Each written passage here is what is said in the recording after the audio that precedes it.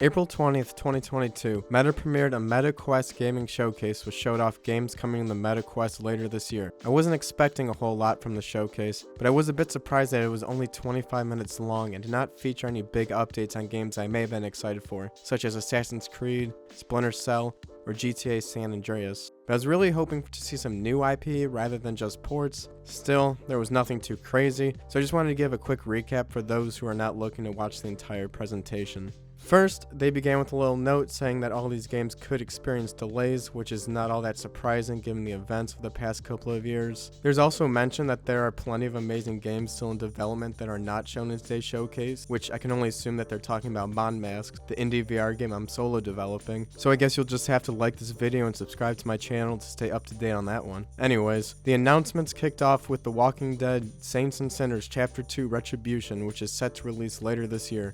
Now, I've never seen Walking Dead and I'm not really a big zombie fan in general, so this one will be a big pass for me.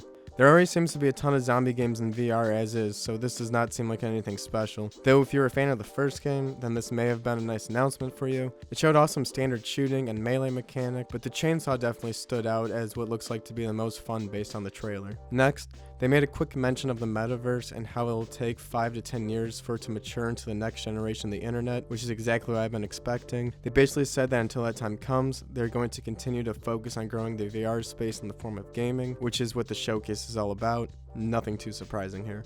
Then they showed off NFL Pro Era, the first officially licensed NFL VR game. I haven't really played any football games since NCAA 2013, but I have to admit this one actually seems pretty interesting. The play call UI really stood out to me as something that looked potentially well designed. Depending on the price of this one, it may be worth checking out. I'm not expecting it to be too feature rich or anything like that. Among Us has been given a launch window of holiday 2022. I noticed a lot of people in the live chat were hoping this one would be shadow dropped today, so the holiday launch window may have been disappointed for a lot of people. However, I have to admit that this gameplay trailer looked like a ton of fun. I think I'll be keeping this one on my radar. Next, they announced a partnership with Shell Games, stating that they'll be releasing 3 more games for the MetaQuest over the next 2 years. We then segue into more sequel game announcements, the first one being Red Matter 2. I actually played Red Matter 1, so I may actually end up picking this one up just to see what kind of progress the studio has made since the first release. Nothing in this trailer really made any suggestions of what kind of new content will be added into the sequel, if any. There were no mentions if the footage in this trailer was running on the Quest or if it was PC VR. It looked pretty good, so I'm a bit suspicious if this is actual Quest 2 gameplay. Red Matter 2 is set to launch summer 2022. Also,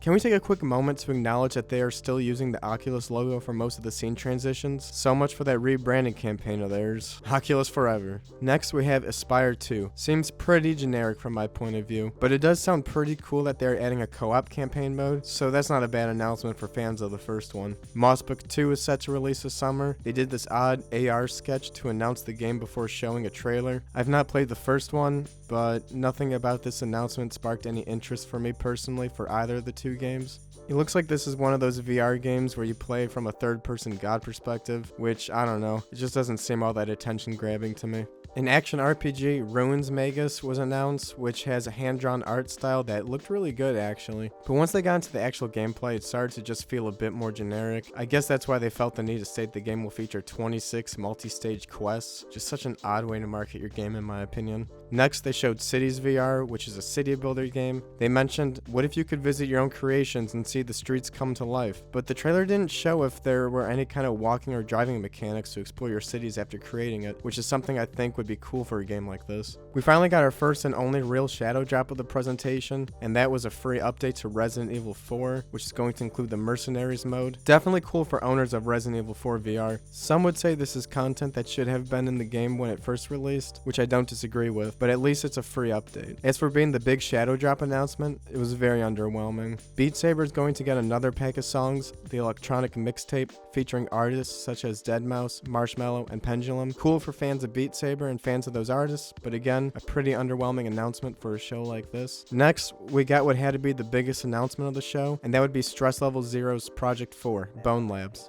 Their third game, Boneworks, is debated as one of the best VR games available. I watched some gameplay of it, but have yet to pick it up myself. It seems like more of a physics sandbox, which is cool and all, but as a developer, I can scratch that itch in Unity as I'm developing my own game. Bone Labs, however, is going to be on the Quest 2 standalone, unlike Boneworks, which is PC VR only, so that'd be cool. This trailer gave me the impression that this game may be a bit more story-based than Boneworks, so I'm definitely more interested in this one. There will also be mod support, which is always a nice addition. Please let me know in the comments if there's anything I need to know about Boneworks, or if I'm correct about it just being a physics sandbox and not much of a campaign story-driven game. They then announced that there will be a sale in the MetaQuest store running right now, so this may be a good time to pick up some games on your wish list if they are part of that sale. And finally, Mark Zuckdaddy showed up as the special guest of the show, announcing that there is going to be a new home environment shadow dropping today. Woohoo! But wait, there's more. The final big post-credit scene announcement. Assassin's Creed? Splinter Cell? GTA? Nope. Ghostbusters. I do not know why they decided to close the show on this. Judging from the live chat, it seemed like Bone Labs would have been a perfectly fine final announcement, but I guess if you're a big Ghostbusters fan, then this one's for you. I'm actually seeing a lot of excitement on Twitter for this one, so, maybe there's a big Ghostbusters fan base out there that are really excited for this game. It's not that crazy for me personally, so yeah. Oh well. Anyways, this show was pretty much exactly as I expected. All around pretty meh. I do think we are still a few years away before a VR game starts to become really good, especially standalone VR, as that will always lag behind PC VR. Let me know your thoughts about the show in the comments. What were you hoping would be announced? Also, do you have any must-play VR game recommendations I should check out? I would love to know. Thanks, and see you next time.